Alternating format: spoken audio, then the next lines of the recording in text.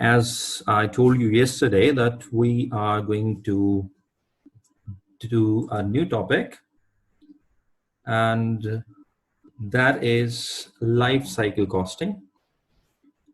That comes under cost planning, just like the previous topic. So in this lecture, we will talk about the problems with the previous costing technique we were using. And then we will introduce this concept of life cycle costing. We will talk about the product life cycle, and we will talk about the product life cycle analysis. We will discuss the mechanics, and we will see various strategies to maximize return over the product life cycle. And we'll also explore some of the link of this concept with the strategic choices. So this is the agenda for this class. So basically, we're going to cover this topic from the book of ACCF5 Kaplan. मैंने इसका जो relevant extract था chapter का वो भी आपसे share कर लिया. तो मैं अभी quickly उसी में से, now this is the chapter from where we are learning this topic today. एक और भी नोट्स हैं वो मैं आज अभी इस लेक्चर के बाद अपलोड कर दूंगा. वो P2 सीमा की किताब से एक दो चीजें हैं जो मैं आपसे डिस्कस करना चाह रहा हूँ. और मैंने साथ ही साथ आपके जो गूगल क्लासरूम है उसमें प्रैक्टिस क्वेश्चंस भी अपलोड कर दिए हैं. ऑब्वियसली आज की क्लास में तो हम प्रैक्टिस क्वेश्चंस नहीं करेंगे, but in tomorrow's class we will do the practice related to life cycle costing. मैंने पहले अपलोड कर दिए ताकि आपको आज के लेक्चर के बाद कोई प्रॉब्लम ना हो और आप अगर प्रैक्टिस कर सकें तो बहुत अच्छा, अदरवाइज कल की क्लास में हम करेंगे. ओके जी, with this prelude let's talk about the concept life cycle costing. अब पहली बात तो ये समझें कि लाइफ साइकिल कॉस्टिंग एक मॉडर्न और एक एडवांस्ड और एक न्यू जो है वो कॉस्टिंग टेक्निक है. आपने मैनेजमेंट अकाउंटिंग में एक्टिविटी बेस्ड कॉस्टिंग भी पढ़ा होगा. यहाँ पे भी आप दोबारा अगले कुछ हफ्तों में एक्टिविटी बेस्ड कॉस्टिंग पढ़ेंगे. इसके अलावा आपने नाम सुना होगा टारगेट कॉस्टिंग का, वो हमारा अगला टॉपिक है. अभी जितनी भी चीजें हैं, life cycle costing, target costing, throughput accounting, activity based costing, इनको हम कहते हैं जी ये मॉडर्न कॉस्टिंग टेक्निक्स हैं. अच्छा, जब बात होती है मॉडर्न की, कंटेम्पररी की, so I am just writing the word modern here. तो जब बात होती है जी मॉडर्न की कि ये एक एडवांस टेक्निक है, मॉडर्न टेक्निक है, तो कहीं ना कहीं हमें ये समझना पड़ेगा कि what was a traditional technique और उसके उसके उसके प्रॉब्लम्स क्या थे जिसके लिए हम इस टेक्निक की बात कर रहे हैं. तो लाइफ साइकिल कॉस्टिंग के जो ट्रेडिशनली हम कर रहे थे वो हमें समझना पड़ेगा. So what we were doing traditionally हम पीरियोडिक कॉस्टिंग कर रहे होते हैं. तो अगर मैं आपको कहूँ लाइफ साइकिल कॉस्टिंग के ऑपोजिट कॉन्सेप्ट क्या होगा, या एक ऐसा कॉन्सेप्ट जिसका modern version life cycle costing है, सो उसको हम कहते हैं periodic costing. So what we are saying here is that traditional costing techniques were based on, is also named as periodic costing.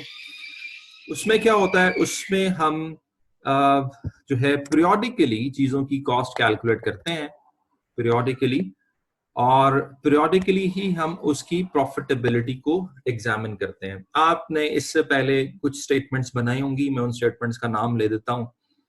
आपने cost of goods manufacture and sold statement बनाई होगी. तो cost of good manufacture and sold statement में क्या होता है, आप एक सर्टेन पीरियड के लिए किसी भी मैन्युफैक्चरिंग कंपनी में, लेट्स अज्यूम कि वो एक ही प्रोडक्ट बना रही है, आप उस प्रोडक्ट की टोटल कॉस्ट जिसमें मटेरियल लेबर ओवरहेड होता है फॉर दैट पीरियड, यानी कि अगर हम 2019 की बात करें तो 2019 में लगने वाला मटेरियल, 2019 में लगने वाला लेबर, 2019 में लगने वाली ओवरहेड्स, उसको हम एक्यूमुलेट करते हैं और फिर हम manufacturing cost for the period calculate करते हैं और उसी की बेसिस पे हम यूनिट प्रोडक्ट कॉस्ट कैलकुलेट कर लेते हैं.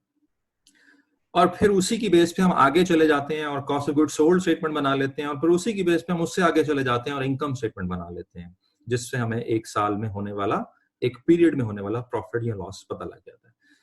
तो ये हम क्यों कर रहे होते हैं? ये हम इसलिए कर रहे होते हैं क्योंकि हमारा जो ट्रेडिशनल मैनेजमेंट अकाउंटिंग सिस्टम है वो बेस कर रहा होता है फाइनेंशियल अकाउंटिंग ईयर पे. तो चूंकि हमने अल्टीमेटली फाइनेंशियल स्टेटमेंट्स बनानी होती हैं और फाइनेंशियल स्टेटमेंट्स में पीरियोडिसिटी का कॉन्सेप्ट बहुत इंपॉर्टेंट है और फंडामेंटल अकाउंटिंग एजम्पशन भी है। तो हम फाइनेंशियल स्टेटमेंट्स पीरियोडिकली बनाते हैं, और चूंकि हमें फाइनेंशियल स्टेटमेंट पीरियोडिकली चाहिए तो पीछे जो सपोर्टिंग कॉस्टिंग सिस्टम होना चाहिए वो भी पीरियोडिक होना चाहिए। So that is why we calculate cost and revenues and profits of the product on a certain period, and then we calculate the profitability for that period as well. अच्छा जी, अब इसमें problem क्या है? Problem हम समझने की कोशिश करते हैं, और उसके लिए मैं एक डिफरेंट स्लाइड पे चलता हूं। तो अब यहां पे समझिएगा कि चूंकि पीरियोडिक कॉस्टिंग में कॉस्ट एक्यूमुलेट की जाती है फॉर अ सर्टेन पीरियड और उसको मैच किया जाता है revenues for a certain period, तो जो प्रॉफिट एनालिसिस है पीरियोडिक कॉस्टिंग में, उसमें एक प्रॉब्लम आ सकता है। प्रॉब्लम क्या है कि इनिशियल पीरियड्स में जनरली चूंकि ज्यादा कॉस्ट होती हैं, डेफिनेटली आप एक प्रोडक्ट डेवलप कर रहे हैं, उस पर R&D की कॉस्ट है, उसकी डेवलपमेंट की कॉस्ट है, इनिशियली आपकी उस पर मार्केटिंग की कॉस्ट हाई होगी, इनिशियली रेवेन्यूज कम होंगे। सो डेफिनेटली अगर आप प्रॉफिट एनालिसिस को बेस कर रहे होंगे पीरियोडिक कॉस्टिंग पे, तो देयर इज अ पॉसिबिलिटी कि इनिशियल प्रोडक्ट के लॉसेस ज्यादा हों इनिशियली, और फिर सब्सिक्वेंटली जो है वो प्रोडक्ट आहिस्ता आहिस्ता जो है वो प्रॉफिट्स गेन करे। अब इनिशियली लेट से पहले 1-2 सालों में जब R&D की कॉस्ट और जब डेवलपमेंट की कॉस्ट और मार्केटिंग की कॉस्ट बहुत ज्यादा है, तो इनिशियली प्रोडक्ट लॉसेस से क्या होगा? Product losses may cause serious concern to the managers about the products viability. और वो क्या कर सकते हैं जी, जब वायबिलिटी को देखते हुए वो देखते हैं कि जी प्रोडक्ट चूंकि कॉन्टिन्यूस लॉसेस कर रहा है, तो they might discontinue the product without realising that future profits may compensate the losses. तो थोड़ी सी एक मायोपिक थिंकिंग है, एक लिमिटेड वे में हम सोच रहे हैं कि अच्छा करंट पीरियड में हमें प्रॉफिट नहीं हुआ, हम फ्यूचर पीरियड्स को नहीं देख रहे होते, फ्यूचर पीरियड्स विजिबल नहीं होते।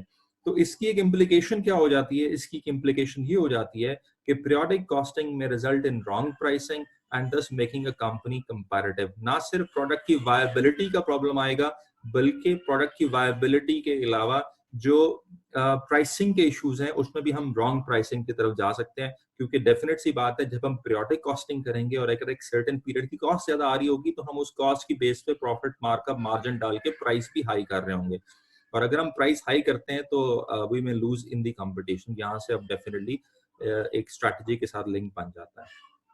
सो the bottom line is this कि periodic costing does not allow managers to see beyond the current period and thereby result in myopic view of costing. अब ये बड़ा important point है, और इस point को मैं relate करूंगा SMA के साथ भी। ठीक है जी, जब हम traditional मैनेजमेंट अकाउंटिंग को कंपेयर करते हैं स्ट्रेटेजिक मैनेजमेंट अकाउंटिंग के साथ, तो उसमें हम ये बात जरूर करते हैं, जिस तरीके से एक पॉइंट जो अब तक मैं आपको बता चुका हूँ स्ट्रेटेजिक मैनेजमेंट अकाउंटिंग का, उसमें मैंने बहुत एम्फसाइज किया कंपैटिटर्स पे कि स्ट्रेटेजिक मैनेजमेंट अकाउंटिंग एक ऐसी मैनेजमेंट अकाउंटिंग है जिसमें कंपैटिटर्स को प्राइम इंपॉर्टेंस दी जाती है, and we look into the actions of the competitor before making our various decisions. तो यहाँ पे जो दूसरा पॉइंट अब यहाँ पे आ रहा है वो ये है कि स्ट्रेटेजिक मैनेजमेंट अकाउंटिंग ऐसी मैनेजमेंट अकाउंटिंग है जो सिर्फ करंट पीरियड को नहीं देखेगी, बल्कि वो आने वाले पीरियड्स को भी देखेगी, और वो लिमिटेड व्यू पे नहीं जाएगी, बल्कि वो जो है वो फ्यूचर पीरियड्स को देखते हुए ब्रॉडर व्यू की तरफ जाएगी। So strategic management accounting is not only concerned with the current period, but it is also concerned with future periods ahead. तो होना क्या चाहिए? अब ऐसा नहीं होना चाहिए कि आप सिर्फ करंट पीरियड्स की कॉस्ट और रेवेन्यूज की बेस पे उसका प्रॉफिट कैलकुलेट कर लें और आपको अगले आने वाले प्रॉफिट्स का कोई आइडिया ना हो। सो विद दैट प्रॉब्लम, अच्छा इसमें एक और पॉइंट जो रह गया उस पर भी मैं थोड़ा सा यहाँ पे एलैबोरेट कर देता हूँ। ट्रेडिशनली आपको पता है कि अगर मैं पीरियोडिक स्टेटमेंट बना रहा हूँगा तो हम R&D के साथ क्या करते हैं? R&D मैंने आपको बताया कि that is a cost which is even incurred before we introduce the product. तो R&D की कॉस्ट हम जो है वो अकॉर्डिंग टू द स्टैंडर्ड्स, आपको पता है रिसर्च ही एक्सपेंस का एक सेपरेट ट्रीटमेंट है और डेवलपमेंट की कॉस्ट एक सेपरेट ट्रीटमेंट है, but basically R&D cost is expense in the period, and somehow हो सकता है वो पिछले पीरियड में आपने रिसर्च की, पिछले पीरियड में एक्सपेंस कर दिया, और इस पीरियड में आप एक प्रोडक्ट को इंट्रोड्यूस करा रहे हैं तो उस पीरियड में आप ऑब्वियसली R&D की कॉस्ट इंक्लूड नहीं कर रहे। तो R&D की कॉस्ट की भी डिफरेंट ट्रीटमेंट्स हैं। उसके अलावा आपके कॉन्सेप्ट्स प्रोडक्ट और पीरियोडिक कॉस्टिंग के वो भी बहुत डिफरेंट हैं। So because of all these things and in order to remove the limitations of periodic costing, the concept of life cycle costing does not focus on current period. Rather, life cycle costing estimates the cost. अब यहां पे मैं थोड़ा सा introduce करा रहा हूं कि लाइफ साइकिल कॉस्टिंग क्या करेगा। Life cycle costing estimates the cost for the entire life cycle and then matches them with the estimated revenue from the entire life cycle of the product. अभी हम जरा understand करेंगे product life cycle को separately, but right now मैं ये कह रहा हूं कि आप पीरियोडिक प्रॉफिट ना निकालें बल्कि लाइफ साइकिल प्रॉफिट कैलकुलेट करें। और लाइफ साइकिल प्रॉफिट कैसे कैलकुलेट होगा? By comparing life cycle revenues with life cycle cost. तो अब हमने ये नहीं करना कि 2019 के रेवेन्यूज को 2019 की कॉस्ट से कंपेयर करें, बल्कि अब हमने ये करना है कि अगर एक प्रोडक्ट का लाइफ साइकिल 5 सालों का है, यानी कि 5 साल में वो प्रोडक्ट इंट्रोड्यूस होके अल्टीमेटली ग्रोथ और मैच्योरिटी और डिक्लाइन, अभी मैं इसको इंट्रोड्यूस कराता हूँ। 5 साल में वो प्रोडक्ट मार्केट में इंट्रोड्यूस होने से लेकर एग्जिट होने तक 5 साल का टाइम लग जाता है। तो 5 के 5 साल, या यूं समझ लें वो प्रोडक्ट मार्केट में 5 साल रहता है, सर्वाइव करता है। तो 5 के 5 सालों का रेवेन्यू हम कंपेयर करेंगे 5 साल की कॉस्ट से। तो तब हमें पता लगेगा कि ओवर इट्स एंटायर लाइफ क्या ये प्रोडक्ट जो है उसको प्रॉफिट आता है या लॉस आता है। तो फर्क एक ही चीज का है, पीरियोडिक थिंकिंग का वर्सेस लाइफ साइकिल अप्रोच का, कि इंस्टेड हम फोकस करें करंट पीरियड पे, हम फोकस करेंगे entire life of the product पे। तब हमें बेहतर तरीके से पता लगेगा कि क्या प्रोडक्ट प्रॉफिटेबल वाकई है या नहीं है over it's entire life cycle. और अगर हमें ये लगता है कि प्रोडक्ट अपने इंटायर लाइफ साइकिल में प्रॉफिटेबल नहीं होगा, तो अभी चूंकि हमने प्रोडक्ट को लॉन्च किया नहीं है, ये तो एनालिसिस सारा का सारा पहले हो रहा है, एंड दैट्स व्हाई हम इसी को कॉस्ट प्लानिंग कहते हैं। ये सारा कुछ हम प्रोडक्ट लॉन्च करने से पहले कर रहे हैं। तो इन केस प्रोडक्ट लॉन्च करने से पहले जब आप एस्टिमेट करते हैं लाइफ साइकिल रेवेन्यूज, और जब आप एस्टिमेट करते हैं लाइफ साइकिल कॉस्ट, और जब आप एस्टिमेट करते हैं लाइफ साइकिल प्रॉफिट, और अगर आपको ये लगता है कि ये जो एस्टिमेटेड लाइफ साइकिल प्रॉफिट है ये कम है या इवन ये लॉस है, तो फिर आप क्या करोगे? आप मुख्तलिफ स्ट्रैटेजीज अडॉप्ट करोगे जिससे आप अपने इस लाइफ साइकिल रिटर्न को मैक्सिमाइज करने की कोशिश करोगे। डेफिनेटली इन स्ट्रैटेजीज में रेवेन्यू का बढ़ाना, प्राइसिंग की स्ट्रैटेजीज, कॉस्ट का कम करना, there are so many things which we could do, और अभी हम इस लेक्चर के एंड में इन स्ट्रैटेजीज पे भी बात करेंगे। सो राइट नाउ जो 2 पॉइंट मैंने आपको एस्टैब्लिश किए हैं अब तक, और अभी मैं इस पे आपसे कोई क्वेश्चन ले लेता हूं अगर आपको इसमें कोई एम्बिगुइटी हो रही है। तो 2 पॉइंट्स हमने एस्टैब्लिश किए हैं। पहला पॉइंट ये है कि आपकी ट्रेडिशनल जो मैनेजमेंट अकाउंटिंग सिस्टम है उसमें सर्टेन लिमिटेशंस हैं, और उन लिमिटेशंस को दूर करने के लिए हम लाइफ साइकिल कॉस्टिंग की तरफ जा रहे हैं। और उसमें लिमिटेशन है क्या? लिमिटेशन ये है कि वो करंट पीरियड को ज्यादा तरजीह देता है ट्रेडिशनल सिस्टम, और फ्यूचर पीरियड्स को इग्नोर करता है। और उसकी वजह से क्या प्रॉब्लम होता है? उसकी वजह से आपकी थिंकिंग जो है, जो आपकी डिसीजन मेकिंग है, वो मायोपिक हो जाती है, लिमिटेड हो जाती है, आपको बिगर पिक्चर नजर नहीं आ रही होती। तो अगर आपने बिगर पिक्चर देखनी है और प्रोडक्ट की सही पैमाने पे सक्सेस या फेल्योर को जांचना है, तो उसके लिए हमें अपनी सोच को बदलना होगा, और उसके लिए हमें लाइफ साइकिल अप्रोच पे जाना होगा। So these are the takings from this part of the lecture. अभी मैं इसके बाद आपको बताता हूँ प्रोडक्ट लाइफ साइकिल क्या होता है और इस अप्रोच को अप्लाई किस तरह करते हैं, and we will do some demonstration question as well. So at this point I might take 1 or 2 questions. So let me check at the box. Question and answer box. Sir, today is my first class. Kindly let me know where to get all these notes. ये मैं बिल्कुल class lecture के and में बताऊंगा। अब मैं let me just finish with this lecture. And में मैंने फिर एक दफा वो स्लाइड रखी हुई है, उसमें मैं आपको गाइड कर देता हूँ। ठीक है जी। in life cycle costing, will we use relevant incremental cost just like in investment appraisal? ये बहुत अच्छा सवाल है कि क्या हम लाइफ साइकिल कॉस्टिंग में रेलेवेंट और इंक्रीमेंटल कॉस्ट यूज करेंगे जिस तरह के हम इन्वेस्टमेंट अप्रेजल में करते हैं। देखिए, लाइफ साइकिल कॉस्ट का कॉन्सेप्ट, वैसे तो अभी मैं ये आगे बात करने जा रहा था, लेकिन अगर आप लाइफ साइकिल कॉस्ट के कॉन्सेप्ट को वैसे ही एक लफ्जी मतलब के तौर पे भी समझें, तो लाइफ साइकिल के कॉन्सेप्ट ये कह रहा है कि वो तमाम कॉस्ट जो किसी भी प्रोडक्ट के शुरू से लेकर एंड तक लग रही है, मैं यहाँ पे शुरू और एंड का वर्ड यूज कर रहा हूँ, आगे मैं इसको शुरू को भी बता देता हूँ, एंड का टेक्निकल वर्ड बता देता हूँ, लेकिन एक वो तमाम कॉस्ट जो एक प्रोडक्ट के स्टार्ट से लेकर एंड तक लग रही है, हमने वो तमाम कॉस्ट को एक्यूमुलेट करना है। तो इसके अंदर डेफिनेटली फिर इंक्रीमेंटल की सेंस नहीं आएगी। हमने इजाफी लगने वाली कॉस्ट को नहीं देखना, हमने टोटल कॉस्ट को देखना है। तो हम टोटल कॉस्ट को एक्यूमुलेट करेंगे। तो इसका जवाब ये है कि हम रेलेवेंट और इंक्रीमेंटल की सेंस में भी नहीं सोच रहे। ठीक है जी। और एक और सवाल है कि ये प्रोडक्ट अप्रेजल और फाइनेंशियल फिजिबिलिटी के लिए यूज किया जाता है। ये भी अच्छा सवाल है और किसी हद तक इसका जवाब ठीक भी है।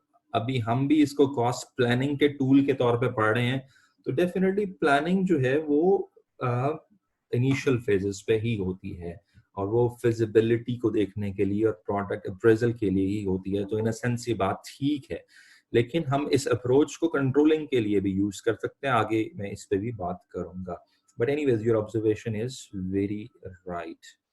ओके जी, ये यही 2-3 क्वेश्चन से इसका जवाब मैंने दे दिया। Now stop asking me questions ताकि मैं अपने अगले पॉइंट पे चला जाऊं और फिर मैं आपको वो इंट्रोड्यूस कराने के बाद फिर एक दफा मौका देता हूं to ask me some question. तो जी प्रोडक्ट लाइफ साइकिल क्या है? Product life cycle is the process a product is developed and goes through from when it is first introduced into the market until it declines or is removed from the market. वही जो बात मैं कह रहा था कि जब एक प्रोडक्ट इंट्रोड्यूस कराया जाता है मार्केट में, उस वक्त से लेकर उस वक्त तक जब वो मार्केट से चला जाता है, रिमूव हो जाता है, तो वो जो सारा उस वक्त इंट्रोडक्शन से लेकर डिक्लाइन तक का जो प्रोसेस है जिससे एक प्रोडक्ट गुजरता है, उस प्रोसेस को हम कहेंगे प्रोडक्ट लाइफ साइकिल। इसकी 5 स्टेजेस हैं, रिसर्च एंड डेवलपमेंट है, इंट्रोडक्शन है, ग्रोथ है, मैच्योरिटी है और डिक्लाइन है। अब इसके लिए मैं अगेन नोट्स पे जाता हूँ और आपको प्रोडक्ट लाइफ साइकिल डायग्रामेटिकली दिखाता हूँ यहाँ से, ठीक है जी। और उस पे जाने से पहले मैं यहाँ पे एक चीज which is something related to the question being asked, relevant incremental वाला।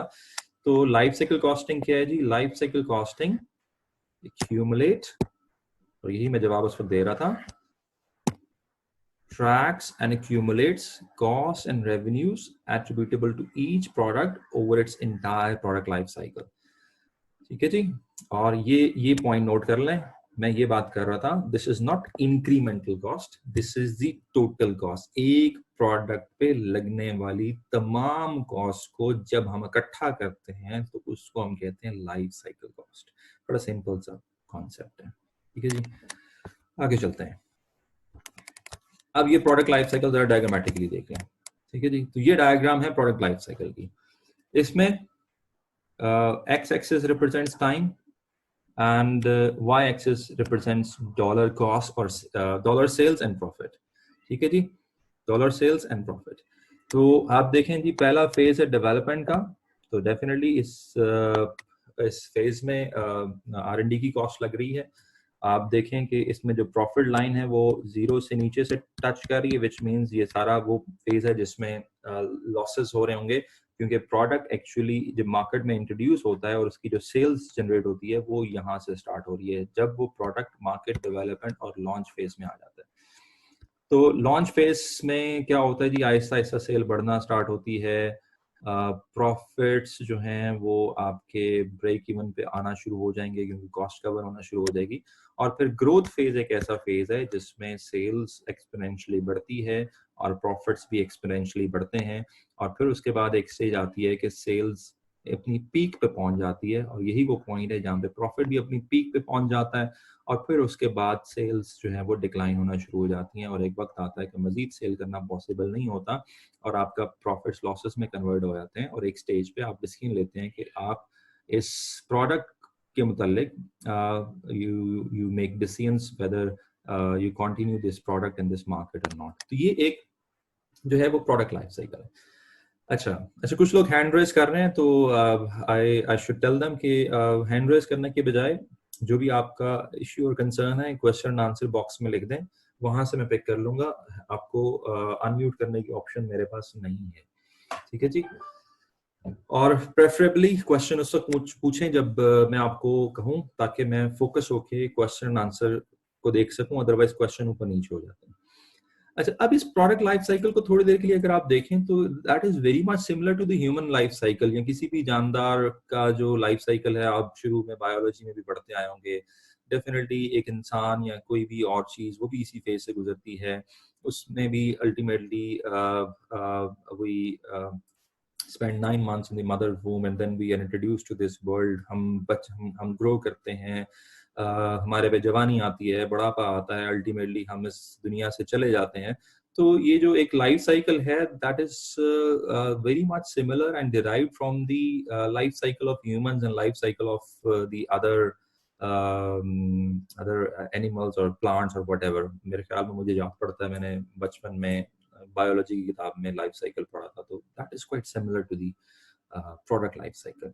अच्छा, अब इसमें कुछ मुख्तलिफ कॉस्ट की भी बात कर लेते हैं। अभी तो मैंने इसको बड़ा क्विकली आपको डायग्रामेटिकली बता दिया, लेकिन अब हम जरा इसको कुछ कॉस्ट देखते हैं। अच्छा, जब हम कॉस्ट की बात करते हैं तो कॉस्ट तो वही रहेंगी।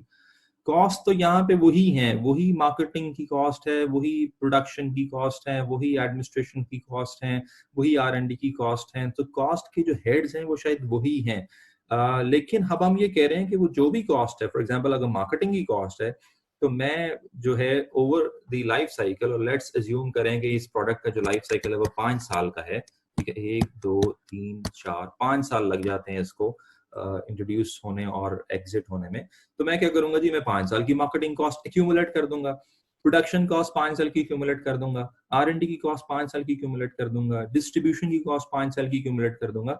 तो इन अ सेंस कॉस्ट के एलिमेंट्स वही रहेंगे।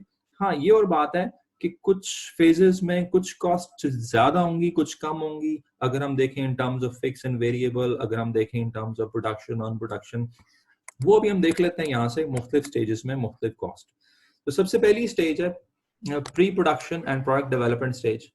तो इसमें डेफिनेट सी बात है there will be high setup cost, क्योंकि अभी हम प्रोडक्शन नहीं कर रहे। There will be high R&D cost, अभी हम सिर्फ प्रोडक्ट की डिजाइनिंग में और प्रोडक्शन फैसिलिटीज को बिल्ड अप करने में और सेटअप बनाने में, basically these cost will be much high, और यहाँ पे रेवेन्यू तो है ही कोई नहीं। तो बेसिकली यही वो फेज है जहाँ पे आपको इनिशियल लॉसेस भी हो रहे हैं।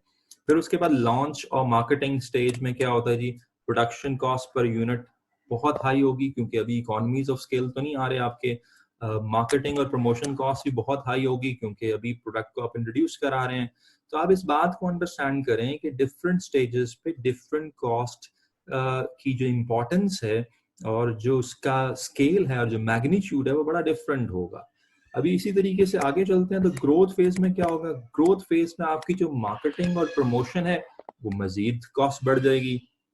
हाँ, चूंकि अब यहाँ पे सेल वॉल्यूम जो है वो ड्रामेटिकली बढ़ रहा है, तो आपकी यूनिट कॉस्ट फॉल करना शुरू करती जाएगी, क्योंकि यहाँ पे इकोनॉमीज ऑफ स्केल आ जाएंगे। आप लार्ज स्केल मैन्युफैक्चरिंग कर रहे होंगे, आपकी fix cost per unit fall कर रही होगी, आपकी वेरिएबल कॉस्ट पर फॉल कर रही होगी। तो यहाँ पे आपको इकोनॉमीज ऑफ स्केल की वजह से कॉस्ट के बेनिफिट्स होंगे, और यहीं से आपका जो ग्रोथ स्टेज पे रेवेन्यूज भी बढ़ रहे होंगे। तो डेफिनेटली यही वो पीरियड है जहाँ पे आपको मैक्सिमम प्रॉफिट्स हो रहे होंगे और आप एक अपवर्ड ट्रेंड की तरफ जा रहे होंगे।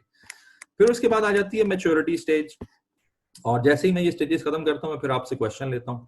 फिर उसके बाद आ जाती है मैच्योरिटी स्टेज। मैच्योरिटी स्टेज में जो प्रॉफिट्स हैं वो they will continue to increase, but they will reach a point जहाँ पे फिर फर्दर इंक्रीज करना, पीक पे पहुंच जाएंगे, फर्दर इंक्रीज करना पॉसिबल नहीं होगा। तमाम इनिशियल सेटअप कॉस्ट और फिक्स कॉस्ट इस पॉइंट पे रिकवर हो चुकी होंगी। मार्केटिंग और डिस्ट्रीब्यूशन कॉस्ट की इकोनॉमीज भी आप ले चुके होंगे, और अगर आप मजीद मार्केटिंग कॉस्ट बढ़ाएंगे तो शायद आप कंपटीशन में थोड़ा सा और शेयर गेन कर सकते हैं। वेरिएबल प्रोडक्शन कॉस्ट जो है वो जो है पीक पे फॉल हो चुकी होंगी, जितने भी लर्निंग इफेक्ट्स हैं वो आ चुके होंगे, इससे मजीद लर्निंग इफेक्ट्स नहीं आएंगे, इससे मजीद इकोनॉमीज ऑफ स्केल के बेनिफिट्स आपको नहीं मिलेंगे। So that's the stage where everything reaches its peak and where you touches your ultimate high, और यहाँ से फिर अल्टीमेटली डिक्लाइन स्टार्ट हो जाता है, और डिक्लाइन के वक्त पे मार्केटिंग कॉस्ट इतनी रेलेवेंट नहीं रह जाती क्योंकि आप गिरते हुए प्रोडक्ट को इतना मार्केट नहीं करते। हाँ, यहाँ पे आप जरूर सोचते हैं कि R&D के थ्रू अगर आप इस प्रोडक्ट को रिप्लेस कर दें और या इसको कुछ इम्प्रूव कर दें तो शायद इसकी जो सेल्स है ये डिक्लाइन करना बंद हो जाए। So these are some of the cost. अब देखें इसके अंदर आया क्या, इसके अंदर आपको कॉस्ट भी आ रही है, साथ ही साथ मार्केटिंग की कॉस्ट, प्रोडक्शन की कॉस्ट, डेवलपमेंट की कॉस्ट, डिस्ट्रीब्यूशन की कॉस्ट। तो अब ये सारी कॉस्ट है, मुख्तलिफ फेजेस में मुख्तलिफ लग रही है, लेकिन लाइफ साइकिल कॉस्टिंग कर क्या रहा होगा, और इसके बाद डेफिनेटली मैंने लाइफ साइकिल कॉस्टिंग के मैकेनिक्स पे आना है। लाइफ साइकिल कॉस्टिंग ये कर रहा होगा कि बजाय इसके कि वो 2000 लेट्स से अगर ये 2010 है और ये 2011 है और ये 2012 है और ये 2013 है और ये 2015 है, तो बजाय इसके कि हम 2010 की अलहदा से पीरियोडिक स्टेटमेंट बनाएं और 2011 की अलहदा से बनाएं और 2012 की अलहदा से बनाएं, 13 और 15 की अलहदा से बनाएं, तो लाइफ साइकिल कॉस्टिंग सिर्फ ये कर रहा होगा कि इन 5 सालों की, जिसको हम लाइफ साइकिल कह रहे हैं, तो 2010 से 2015 की जो प्रोडक्शन कॉस्ट है उसको भी क्यूमुलेट कर देगा, जो नॉन प्रोडक्शन कॉस्ट है उसको भी क्यूमुलेट कर देगा, जो रेवेन्यूज है उसको भी क्यूमुलेट कर देगा। और जब ये चीजें क्यूमुलेट की जाएंगी तो डेफिनेटली फिर आप एक कंपैरिजन करोगे किसका, लाइफ साइकिल रेवेन्यूज का विद लाइफ साइकिल कॉस्ट, और उसके नतीजे में आपको क्या पता लगेगा, लाइफ साइकिल प्रॉफिट। और अगर ये प्रॉफिट है और ज्यादा है तो फिर इसका मतलब है आपको मजीद कुछ करने की जरूरत नहीं है, लेकिन अगर ये प्रॉफिट कम है या लॉस में है तो इसका मतलब है अभी आपको और कुछ प्लानिंग करने की जरूरत है, और आपको बहुत सारी चीजें अभी सोचने की जरूरत है, और आपको कुछ स्ट्रैटेजी में इंप्रूवमेंट्स की जरूरत है। तो ये एक second part of the lecture हो गया जिसमें मैंने आपको प्रोडक्ट लाइफ साइकिल को इंट्रोड्यूस करा दिया ना। आई am looking at the questions if somebody is having more questions. Okay,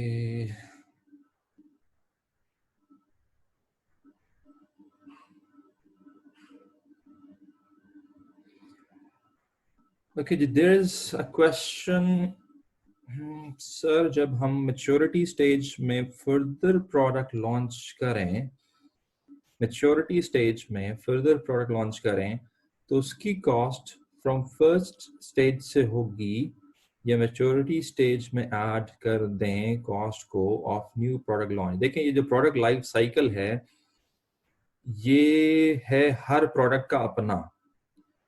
तो अगर आप एक नया प्रोडक्ट लॉन्च करते हैं तो उसका अलग से लाइफ साइकिल एनालिसिस होगा। So this product life cycle जो भी हम एनालिसिस सीख रहे हैं, this is for one product, और ये हर प्रोडक्ट का अलग से होता है। ठीक है जी, ये I hope it answers your question. दूसरा है जी सर ये सिर्फ न्यू प्रोडक्ट के लिए ही होगा, तो ये एक नए प्रोडक्ट के लिए भी हो सकता है, और एक एग्जिस्टिंग प्रोडक्ट जिसको आप लॉन्च कर चुके हैं उसके लिए भी हो सकता है, but that will not be beneficial क्योंकि एक दफा लॉन्च करने के बाद आप चीजों को कंट्रोल तो नहीं कर सकते। बट स्टिल जरूरी नहीं है कि 5 साल अगर आपने एक साल लॉन्च कर दिया है तो अगले 5 साल आप इसी तरह चलते रहें। बेहतर है आप एक एनालिसिस करके देख लें ताकि आप मजीद कोई स्ट्रैटेजी बना सकते हो। तो वैसे this is mainly for the new product before launching, लेकिन you can use it if you have already introduced a product. Another question, sir अगर मैच्योरिटी फेज में प्रोडक्ट को डेवलप करते रहें डिमांड्स के मुताबिक तो तब भी डिक्लाइन आएगा जरूर। अच्छा ये भी अच्छा सवाल है कि अगर आप मैच्योरिटी स्टेज में प्रोडक्ट को डेवलप करते रहें, अभी हम एक एंड में कुछ स्ट्रैटेजीज पढ़ेंगे कि अगर हम अपने प्रोडक्ट के लाइफ साइकिल रिटर्न्स को मैक्सिमाइज करना चाहते हैं, बढ़ाना चाहते हैं, तो फिर क्या कुछ किया जा सकता है। तो उसमें एक स्ट्रैटेजी होती है, अब चूंकि आपने सवाल पूछ लिया यहाँ पे, तो उसमें एक स्ट्रैटेजी होती है कि हम अपने प्रोडक्ट को अपग्रेड कर देते हैं या उसमें थोड़ी सी इंप्रूवमेंट्स ले आते हैं, जिससे उसका जो लाइफ साइकिल है वो थोड़ा सा एक्सटेंड हो जाता है, जो कुछ फेज है वो थोड़ा एक्सटेंड हो जाता है, डिक्लाइन थोड़ी देर के लिए दूर चला जाता है। तो डेफिनेटली जो आप बात कर रही हैं उसके मुताबिक, तो अगर आप प्रोडक्ट को डेवलप कर लेते हैं तो फिर डिक्लाइन नहीं आएगा, डिक्लाइन रुक जाएगा और कुछ देर बाद आएगा। ओके जी, आई गेस काफी सारे क्वेश्चन आ गए और मैंने काफी सारे रिस्पॉन्ड कर दिए हैं। बस अब मजीद क्वेश्चन ना पूछें, लेट मी जस्ट रिस्पॉन्ड। ये जो एक दो क्वेश्चंस आए हैं मैं इसको रिस्पॉन्ड कर दूं, दिस इज एनफ। माशाल्लाह you are asking so many questions. Real class में भी इतने बच्चे सवाल नहीं पूछते जितने ऑनलाइन में पूछते हैं। तो एनीवेज दिस इज गुड, क्योंकि इससे आपकी अपनी क्लैरिफिकेशन होगी और मुझे भी वो सारी बातें बताने का मौका मिलेगा जो शायद मैं थ्रू बुक चैप्टर्स और नोट्स ना बता सकूं। ठीक है जी, तो एक दो और क्वेश्चंस ले लेता हूं।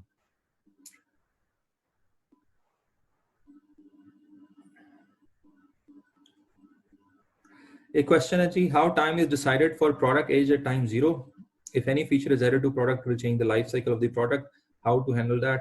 ये सारे प्रैक्टिकल चीजें हैं और जाहिर सी बात है, एक कॉन्सेप्ट जब हम पढ़ते हैं तो it looks very simple, apply करने में बहुत ज्यादा प्रॉब्लम्स आते हैं। तो बात तो ठीक है कि आप ये सारा लाइफ साइकिल किस तरह एनालाइज करेंगे। मैं कैसे कह सकता हूँ कि प्रोडक्ट मैं अभी लॉन्च करने जा रहा हूँ, इसका लाइफ साइकिल 2 साल का होगा या 5 साल का होगा?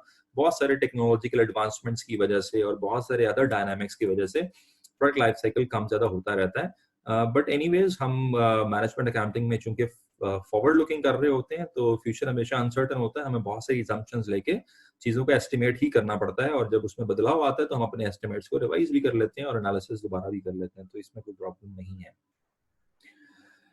ओके जी, प्लीज सवाल पूछना आप जरा बंद कर दें, there are already lot of questions.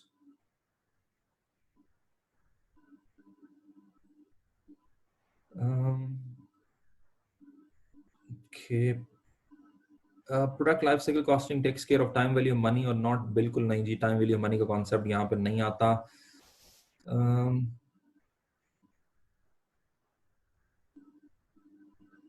अगर हम सेम प्रोडक्ट लॉन्च कर रहे हैं जिस पे ऑलरेडी रिसर्च कॉस्ट इनकर हो चुकी है तो हम मैच्योरिटी से स्टार्ट करेंगे? नहीं जी, आप इंट्रोडक्शन से ही स्टार्ट करेंगे। Asif asked, we don't see the maturity of these products. We don't see the maturity of these products. Question थोड़ा सा क्लियर नहीं है। अच्छा ठीक है, ये लिंक्ड है शायद ऊपर एक सवाल से, पेप्सी और कोक का लाइफ साइकिल, और फिर पूछा गया है कि एक तो प्लीज एक ही सवाल पूछ लें, अदरवाइज ये कॉम्प्रिहेंड करना बहुत मुश्किल है। आपका क्वेश्चन बेसिकली ये, कुछ प्रोडक्ट्स का लाइफ साइकिल हम देखते नहीं कि वो मैच्योरिटी की तरफ जा रहा होता है, बल्कि वो उससे पहले ही रहता है। तो definitely these are the companies जिसमें आपने जो नाम लिया पेप्सी और कोक का, they are very much research oriented. ये रिसर्च और डेवलपमेंट के थ्रू फर्दर अपने प्रोडक्ट्स में इम्प्रूवमेंट लाते रहते हैं, जिसकी वजह से इनके जो फेजेस हैं वो एक्सटेंड होते रहते हैं और आपको ये लगता है कि मैच्योरिटी नहीं आई और डिक्लाइन नहीं आया। सो दैट्स इट जी, मैं इससे ज्यादा जो है वो क्वेश्चन नहीं ले पाऊंगा। I need to move forward. Further अगर कोई क्वेश्चन हुआ तो मैं बिल्कुल एंड में लेक्चर के आंसर करने की कोशिश करता हूँ। अच्छा, अब let me go to an analysis. Steps पे जाते हैं और फिर उसके बाद एक क्विक क्वेश्चन करते हैं ताकि हमें ये सारी गेम समझ आ जाए, और फिर उसके बाद हम इम्प्लीकेशंस की बात कर लेंगे और टाइम बचा तो नहीं तो फिर कल कर लेंगे। तो जी, अब इस पॉइंट पे आए जी। अब ये जो कॉन्सेप्ट है प्रोडक्ट लाइफ साइकिल का, ये सिर्फ इस चीज का कॉन्सेप्ट नहीं है कि आपने बस product life cycle cost calculate कर ली। इट्स नॉट एनफ कि जी product life cycle cost calculate कर ली या पर यूनिट कॉस्ट कैलकुलेट कर ली जी लाइफ साइकिल पे। आपने बताया जी कि इस प्रोडक्ट लाइफ साइकिल 5 साल का है और 5 साल में ये इसकी टोटल कॉस्ट होगी और ये इसकी यूनिट कॉस्ट है। ये इस हद तक नहीं है, बल्कि इससे आगे जाना है। जब आप इससे आगे जाएंगे तो फिर ये कहलाएगा प्रोडक्ट लाइफ साइकिल एनालिसिस। ठीक है जी, लाइफ साइकिल एनालिसिस का वर्ड आ गया। तो कंपनीज जो है वो product life cycle analysis use करती हैं। किस लिए यूज करती हैं? ताकि वो कुछ ऐसी स्ट्रैटेजीज अडॉप्ट कर सकें जिससे वो अपने रिटर्न को मैक्सिमाइज करें over product life cycle. Definitely ultimate objective यही है कि कंपनीज ने रिटर्न को मैक्सिमाइज करना होता है। अब पीएलसी एनालिसिस उनको हेल्प करता है इसमें, और वो स्ट्रैटेजीज रेवेन्यू से रिलेटेड भी हो सकती हैं, कॉस्ट से रिलेटेड भी हो सकती हैं, प्राइसिंग से रिलेटेड भी हो सकती हैं। तो पीएलसी एनालिसिस है क्या?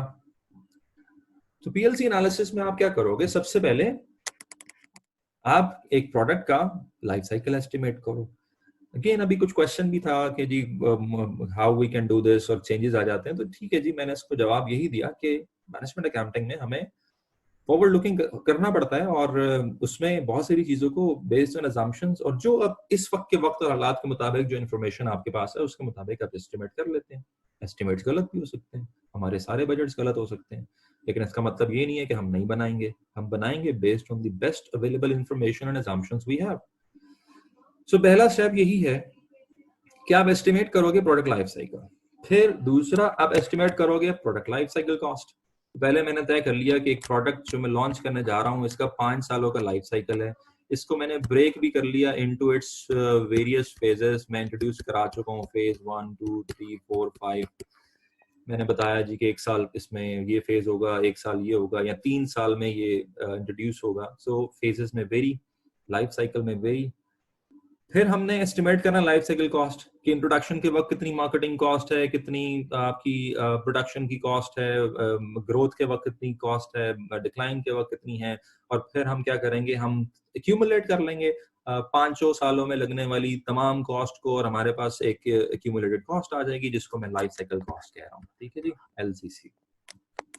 फिर उसके बाद तीसरा स्टेप है जी कि 500 सालों का मैंने जो इंटायर लाइफ साइकिल का जो रेवेन्यूज है उसको एस्टिमेट करना है कि भाई 500 सालों में मुझे कितना रेवेन्यू आएगा।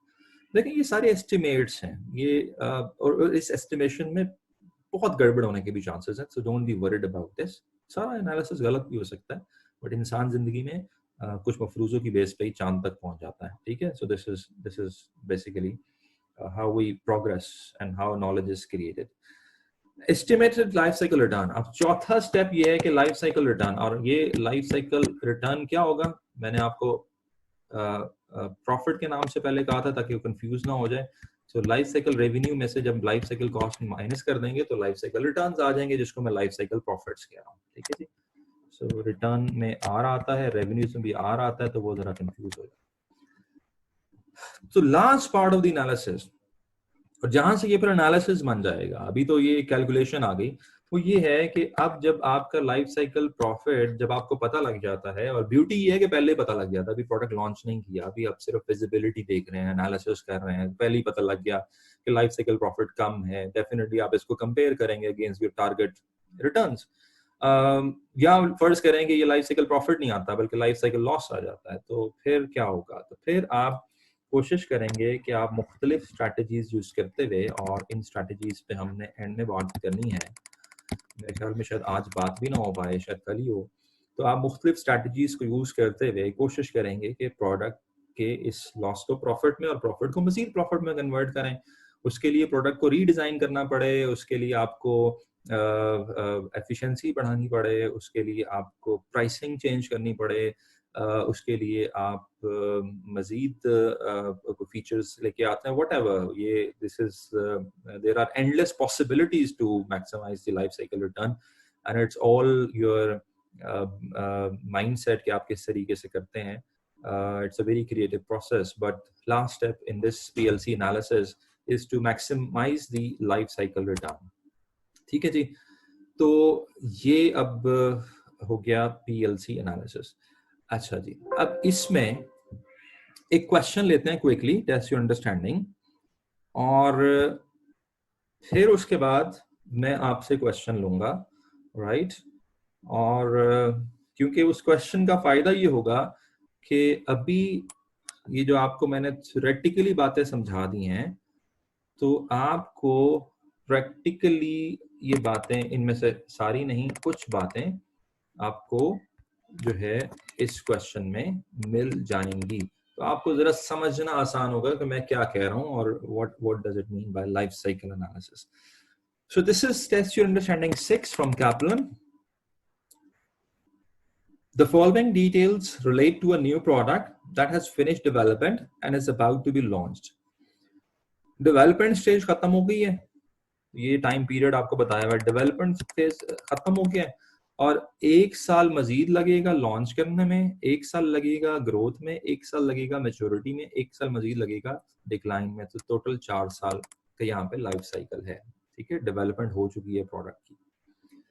अब इसमें ये बताते हैं कि डेवलपमेंट स्टेज पे आपके $20 मिलियन लग चुके हैं, और जब आप लॉन्च करेंगे तो $5 मिलियन की मार्केटिंग कॉस्ट आएगी। ग्रोथ में भी मार्केटिंग करनी पड़ेगी, लेकिन थोड़ी कम हो जाएगी। मैच्योरिटी में भी मार्केटिंग करनी पड़ेगी, थोड़ी और कम हो जाएगी। डिक्लाइन में भी मार्केटिंग करनी पड़ेगी, लेकिन और कम हो जाएगी। डेफिनेटली ये बात मैं आपको बता चुका हूँ कि मुख्तलिफ फेजेस में मुख्तलिफ कॉस्ट की जो इंपॉर्टेंस है वो कम ज्यादा होती रहती है।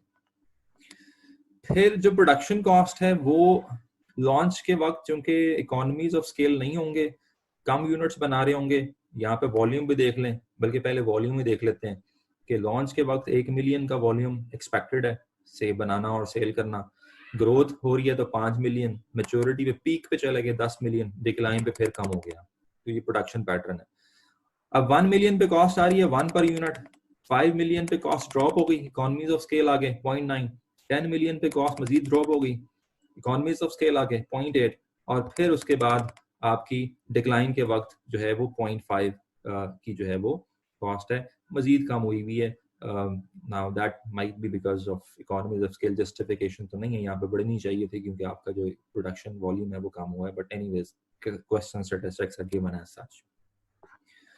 अच्छा, अब क्वेश्चन क्या, अब रोला क्या है? तो यहाँ पे इस वक्त जो प्रॉब्लम बना हुआ है वो है लॉन्च प्राइस। ये एक कॉन्टेंशियस इशू है। कॉन्टेंशियस इशू कहते हैं जी, which is battle between the managers. एक डिबेटेबल है जी, एक मैनेजर कहता है जी ऐसे होना चाहिए, एक मैनेजर कहता है ऐसे होना चाहिए। तो दोनों का कंसेंसस डेवलप नहीं हो रहा, दोनों कंटेस्ट कर रहे हैं दूसरे के साथ। वो दोनों कौन है? एक है मार्केटिंग मैनेजर। मार्केटिंग मैनेजर ये कहता है जी प्राइस कम से स्टार्ट करते हैं, और ये प्राइस होनी चाहिए $8, ताकि हम नए बायर्स को जो है वो अट्रैक्ट करें और हम मार्केट शेयर बढ़ाएं। वो आपने पढ़ा होगा, एक मार्केट पेनिट्रेशन स्ट्रेटेजी होती है, लो प्राइस से स्टार्ट करें। तो मार्केटिंग मैनेजर ये समझता है कि लो प्राइस से स्टार्ट करना चाहिए। अब जो अकाउंटेंट है, चलें अकाउंटेंट को इस वक्त हम अपने आप पे ले लेते हैं, जो आप हैं, जो मैं हूं, और यहाँ पे ये जो अकाउंटेंट है that is in the sense of financial accountant, चलें मैनेजमेंट अकाउंटेंट भी कह लें। वो अकाउंटेंट ये कह रहा है कि, बल्कि मैनेजमेंट अकाउंटेंट ही है, वो ये कह रहा है कि ये जो प्राइस होगी $8 की, इसमें तो कॉस्ट भी कवर नहीं होती। किस फेज की कॉस्ट कवर नहीं होती? लॉन्च फेज की। और उसने अपनी जो बात को सपोर्ट करने के लिए एक वर्किंग भी दी है। तो ये अब एक वर्किंग आ गई, और मैं अब इस पे ओपिनियन भी ले लेता हूँ आपका कि आप क्या समझते हैं इस वर्किंग में गड़बड़ क्या है। तो ये एक वर्किंग आ गई। तो अकाउंटेंट ने कहा कि जी चूंकि 20 मिलियन की R&D ऑलरेडी लग चुकी है, और हमारा जो स्टैंडर्ड है वो ये कहता है जी इसे मोटाइज कर दें, तो चूंकि इसका फायदा 4 सालों में होगा अगले, तो 1 साल में 2000, ये जो पहला साल है, और इस साल को हम क्या कह रहे हैं लॉन्च का साल है, तो उसने लॉन्च के फेज में 5 मिलियन की जो कॉस्ट है अमोर्टाइजेशन ऑफ R&D वो चार्ज कर दी। ये R&D पहले लग चुकी थी, ठीक है जी। तो फिर उसके बाद उसने मार्केटिंग की कॉस्ट चार्ज की 5 मिलियन। ये उसने कौन सी चार्ज की है? सिर्फ वो वाली जो जो लॉन्च फेज के वक्त जो है वो लगनी थी। हमारा फोकस इस वक्त एक पहले साल पे है, ठीक है जी। फिर उसने पहले साल की जो प्रोडक्शन कॉस्ट है, 1 मिलियन यूनिट्स बनाए, $1 पर यूनिट कॉस्ट थी, वो भी ऐड कर दी। यहाँ से उसने टोटल कॉस्ट निकाली लॉन्च फेज के वक्त। उसने कहा जी पहले साल में जब हम प्रोडक्ट लॉन्च करने जा रहे हैं, हमारी 11 मिलियन की कॉस्ट है, और हमने पहले साल में 1 मिलियन यूनिट्स प्रोड्यूस करने हैं, तो उसके हिसाब से ये कॉस्ट पर यूनिट आती है 11। अब अकाउंटेंट की जो कॉस्ट पर यूनिट आ रही है वो है 11, और मार्केटिंग मैनेजर ये कह रहा है, मार्केटिंग मैनेजर, कि आप इसको $8 पे प्राइस करें, नॉट कॉस्ट, प्राइस करें। तो अकाउंटेंट तो ये कहना चाह रहा है कि जब हमारी कॉस्ट ही 11 है तो हम 8 पे प्राइस कैसे कर सकते हैं? तो यहाँ पे वो एक बैटल बनी हुई है। और अब आप भी सजेस्ट करें, क्वेश्चन ये है कि prepare a revise cost per unit schedule looking at the whole life cycle and comment on the implications of this cost with regards to the pricing of the product during the launch phase. तो जी अब आप ही मुझे suggest करें students कि क्या होना चाहिए। अभी मैंने आपको एक कॉन्सेप्ट और उसकी लिमिटेशंस बताई हैं। जब आप एक पर्टिकुलर साल को फोकस करेंगे तो शायद यही सिनेरियो मिलेगा तो लाइफ साइकिल अप्रोच क्या कहती है, हमें कॉस्टिंग कैसे करनी चाहिए और फिर हमें प्राइसिंग का फैसला कैसे करना चाहिए, ये सवाल मैं आपसे पूछ रहा हूँ. I will wait for your answer for next 1 minute. I am looking at question and answer box. Maqsood कह रहे हैं जी R&D को तो 5 साल में डिवाइड होना चाहिए. 5 साल में कैसे डिवाइड होगी, क्योंकि आप 4 साल पे इसलिए डिवाइड करेंगे क्योंकि अल्टीमेटली वो लग चुकी है और अगले 4 सालों में उसका फायदा होना है. तो अच्छा जी, और क्या है जी इसमें.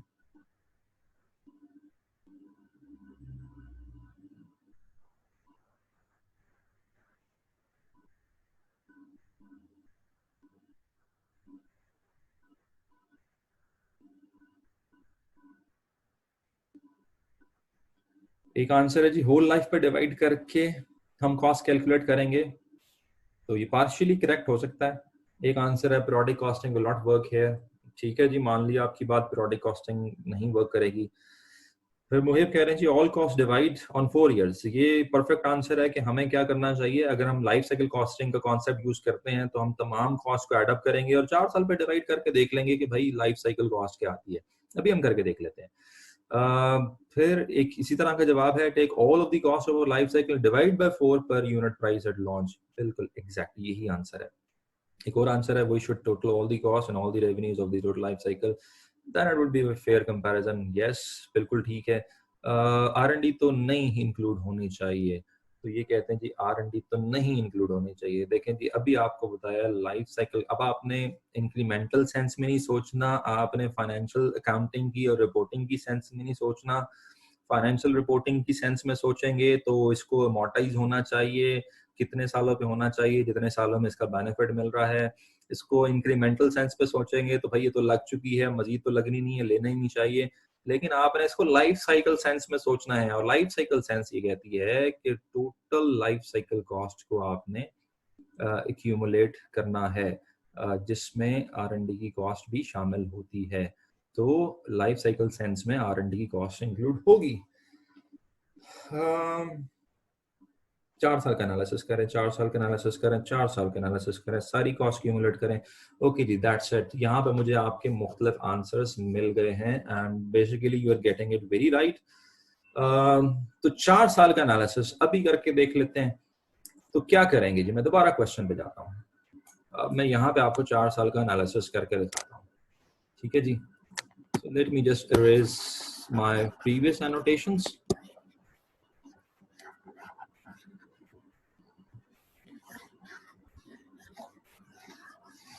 तो सबसे पहले ये सारी कॉस्ट ऐड कर दें. तो चलें, सबसे पहले तो हम ये ले लेते हैं 20. ठीक है जी, ये ले लिया. ये तो एक ही थी ना R&D. 20 ले लिया 4 सालों में. फिर इसको क्यूमुलेट कर लें. 5 4 9 10 11 12 12.9. ठीक है जी. अब हमने प्रोडक्शन कॉस्ट लेनी है. प्रोडक्शन कॉस्ट के लिए मुझे सबसे पहले वॉल्यूम को प्रोडक्शन कॉस्ट पर यूनिट से मल्टीप्लाई करना है. तो 1 मिलियन को 1 से मल्टीप्लाई करूंगा 1 आएगा. 5 मिलियन को 0.9 से मल्टीप्लाई करूंगा तो 4.5 आएगा. 10 मिलियन को 8 से मल्टीप्लाई करूंगा तो 8 आएगा. और 4 को 0.5 से मल्टीप्लाई करूंगा तो 2 आएगा. अब मैं ये तमाम प्रोडक्शन कॉस्ट की क्यूमुलेट कर लेता हूँ. तो जब मैं प्रोडक्शन कॉस्ट क्यूमुलेट करता हूँ तो 8 और 2 10 और 1 11 और 4 15.5.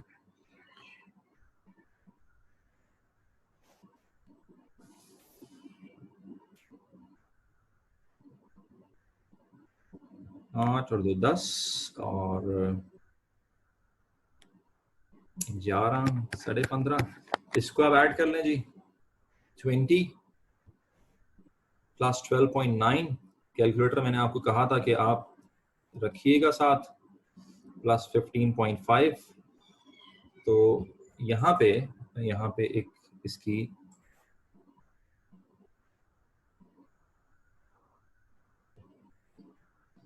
एक चीज शायद मैंने गलत. Marketing cost 5 plus 4 9 3 12 plus 0.9. Okay, so let me just go down. इसकी वर्किंग यहाँ पे हुई भी है, मैं वहीं से पिक कर लेता हूँ ताकि कोई कैलकुलेशन में मेरा एरर ना आ जाए।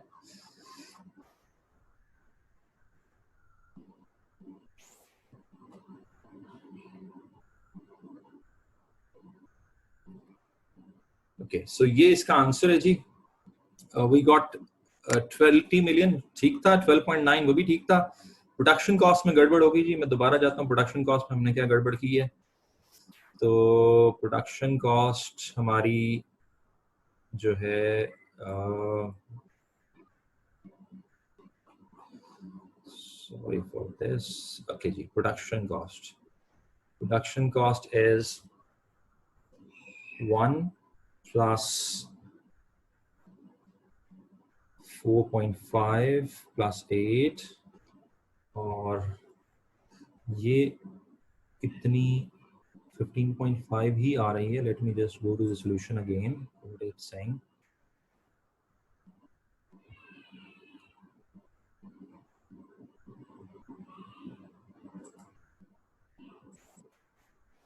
So इसके मुताबिक production cost is 1 into 1 plus 5 into 0.9 plus 10 into 0.8 and plus 4 into 0.9.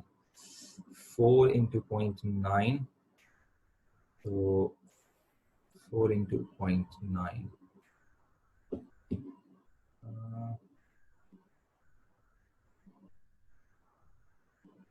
Okay. कुछ आंसर्स आप लोग भी दे रहे हैं, मैं जरा चेक कर लूं आपके क्या आंसर्स हैं। 48.4, 48.3, 0.5 into 4, 4.5, ओके 48.4 जी। तो I guess what we got it right, इतना ही बनता है। इसको हम टोटल कर लेते हैं, जिसने आपने बताया 48.4, तो ये 48.4 हो गया। इसका सोल्यूशन मैं इसलिए देख रहा था, वहां पे थोड़ा सा एक 50 कैलकुलेट हुआ हुआ, लेकिन वो उन्होंने गलत कैलकुलेट किया हुआ क्योंकि उन्होंने 4 को 0.9 से मल्टीप्लाई कर दिया। अच्छा, 48.4 को करना क्या है, 48.4 का हमने डिवाइड कर देना है कितने मिलियन से, प्रोडक्शन वॉल्यूम से। तो प्रोडक्शन वॉल्यूम कितना है, 1 और 5 6 और 10 16 और 4 20, तो प्रोडक्शन वॉल्यूम है 20 मिलियन। तो 48.4 को डिवाइड कर देना है 20 से, तो आपके पास जो लाइफ साइकिल कॉस्ट आती है, लाइफ साइकिल कॉस्ट वो 2.42 आती है। ठीक है जी, 2.42 जी। कुछ लोगों ने कैलकुलेट कर लिया है, बिल्कुल ठीक कैलकुलेट किया है। अच्छा, अब जब इस 2.42 को देखते हैं, 2.42 मैं यहाँ पे दोबारा लिख देता हूँ, 2.42, तो ये क्या है, ये लाइफ साइकिल कॉस्ट है पर यूनिट, एक यूनिट पे आने वाली कॉस्ट लाइफ साइकिल बेसिस पे। क्योंकि मैंने क्या किया, मैंने तमाम कॉस्ट को ऐड करके तमाम यूनिट्स पे डिवाइड कर दिया, तब जाके मेरी कॉस्ट आई 2.42। अब ये तो नेचुरल सी बात थी कि शुरू में ज्यादा कॉस्ट आनी है, बाद में कम आनी है। तो अकाउंटेंट ये कह रहा है कि पहले साल की कॉस्ट क्योंकि 11 है, तो हमें प्राइस इससे ऊपर करनी चाहिए। मार्केटिंग मैनेजर ये कह रहा है कि भाई मुझे नहीं पता कॉस्ट ज्यादा है कॉस्ट कम है, वो आपकी कैलकुलेशन है, यू कैलकुलेटेड बेटर। लेकिन मेरा ये ख्याल है कि जो मार्केट में कंपटीशन है, again I have to write this word, strategic management accounting में this word has a significant importance. तो मार्केटिंग मैनेजर ये कह रहा है कि जो कंपटीशन है उसको देखते हुए मुझे ये लगता है कि पहले साल लॉन्च के बाद हमें प्राइस कम रखनी चाहिए ताकि हम मार्केट शेयर गेन कर सकें। और वो प्राइस क्या होनी चाहिए, $8 होनी चाहिए। अब इस बात पे बहस हो रही है और उसमें अकाउंटेंट ने अपने फिगर्स दे दिए हैं, और वो फिगर्स पीरियोडिक बेसिस पे कैलकुलेट हुए हैं। हमें कहा गया, अब हमें एक चीज सिखाई गई, आपको मैंने एक चीज सिखाई, strategic management accounting periodic basis पे नहीं देखती बल्कि फॉरवर्ड लुकिंग भी होती है। मैं ये भी वर्ड लिख देता हूँ यहाँ पे क्योंकि ये सारे जरा की वर्ड्स हैं। तो मैंने जब फॉरवर्ड लुकिंग होकर देखा और मैंने कहा चलो अभी तो कॉस्ट ज्यादा है, अगली कॉस्ट और अगली कॉस्ट और अगली कॉस्ट, सारी कॉस्ट इकट्ठी कर लेता हूँ और फिर देखता हूँ मेरी पर यूनिट कॉस्ट क्या है, तो मुझे पता लगा ये 2.42 है। तो अगर मैं 2.42 को देखूं तो इस कॉस्ट को देखते हुए तो ये प्राइस बिल्कुल रीजनेबल है। We are making a profit out of it and we are having a return out of it. हम ये नहीं कह सकते we are going into losses. तो दैट्स व्हाई इसका जो जवाब बनता है वो यही बनता है कि लाइफ साइकिल कॉस्ट जो है वो 2.42 है, और इसकी इम्प्लीकेशंस जो हैं वो रिगार्ड टू प्राइसिंग ये हो सकती है कि हम लाइफ साइकिल कॉस्ट को देखते हुए शुरू में कम प्राइस जो है वो चार्ज कर सकते हैं, क्योंकि हमें पता है कि ये कॉस्ट आगे जाके कवर हो जाएगी। और अगर हम नहीं करते, आउट ऑफ कंपटीशन हो जाते हैं, तो फिर कॉस्ट के भी प्रॉब्लम्स आएंगे, रेवेन्यू के भी प्रॉब्लम्स आएंगे, और हमें आगे जाके मजीद प्रॉब्लम्स का सामना करना पड़ेगा। जी, वी लेफ्ट विद 5 मिनट्स, तो मैं इन 5 मिनट्स को मजीद किसी पॉइंट को रेज करने में यूज नहीं करता। अभी अगर मैं आपको स्लाइड पे ले जाऊं, तो जो सिर्फ मुझे कवर करना था वो अब एक चीज, 2 पॉइंट्स रह गए हैं, और वो है कि वो तमाम स्ट्रैटेजीज हमने डिस्कस करनी है जिससे हम लाइफ साइकिल रिटर्न को मजीद मैक्सिमाइज कर सकते हैं। और अभी मजीद हम लाइफ साइकिल कॉस्ट का और स्ट्रैटेजी का जो लिंकेज है वो मजीद एक्सप्लोर करना बाकी रह गया था, वो हम कल के लेक्चर में कर लेंगे। आज का लेक्चर मैं इतना ही रखता हूँ। तो मैंने आपको पिछले सिस्टम की लिमिटेशंस भी बता दी, नए सिस्टम का इंट्रोडक्शन भी दे दिया, उसके मैकेनिक्स भी बता दिए क्या करना है, प्रोडक्ट लाइफ साइकिल इंट्रोड्यूस करा दिया, और कॉस्ट किस तरीके से कैलकुलेट करते हैं लाइफ साइकिल बेसिस पे वो भी बता दी। अब एक दो क्वेश्चंस ले सकता हूँ, और उसके बाद कुछ लोग जो नए आ जाए हैं उनके लिए मैं इंस्ट्रक्शंस पास कर देता हूँ आखिरी 2 मिनट्स में, ताकि उनको पता लगे कि वो कैसे catch up कर सकते हैं with the previous lecture. So I'm looking at the questions now.